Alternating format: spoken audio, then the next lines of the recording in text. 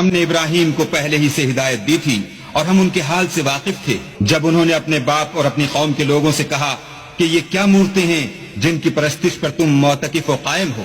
وہ کہنے لگے کہ ہم نے اپنے باپ دادا کو ان کی پرستش کرتے دیکھا ہے۔ ابراہیم نے کہا کہ تم بھی گمراہ ہو اور تمہارے باپ دادا بھی صریح گمراہی میں پڑے رہے۔ وہ بولے کیا تم ہمارے پاس واقعی حق لائے ہو یا ہم سے کھیل کی باتیں کرتے ہو؟ ابراہیم نے کہا نہیں، بلکہ تمہارا پروردگار آسمانوں اور زمین کا پروردگار ہے جس نے ان کو پیدا کیا ہے، اور میں اس بات کا گواہ اور اسی کا قائل ہوں۔ اور خدا کی قسم جب تم پیٹ پھیر کر چلے جاؤ گے تو میں تمہارے بتوں سے ایک چال چلوں گا۔ پھر ان کو توڑ کر ریزہ ریزہ کر دیا، مگر ایک بڑے بت کو نہ توڑا تاکہ وہ اس کی طرف رجوع کریں۔ کہنے لگے کہ ہمارے معبودوں کے ساتھ یہ معاملہ کس نے کیا؟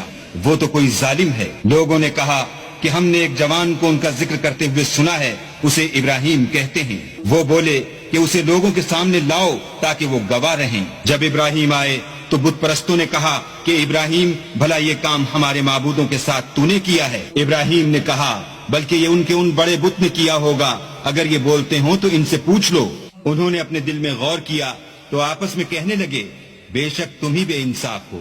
پھر شرمندہ ہو کر سر نیچا کر لیا۔ اس پر بھی ابراہیم سے کہنے لگے کہ تم جانتے ہو یہ بولتے نہیں۔ ابراہیم نے کہا کہ پھر تم اللہ کو چھوڑ کر کیوں ایسی چیزوں کو پوچھتے ہو جو نہ تمہیں کچھ فائدہ دے سکیں اور نہ نقصان پہنچا سکیں؟ تف ہے تم پر اور جن کو تم اللہ کے سوا پوچھتے ہو ان پر۔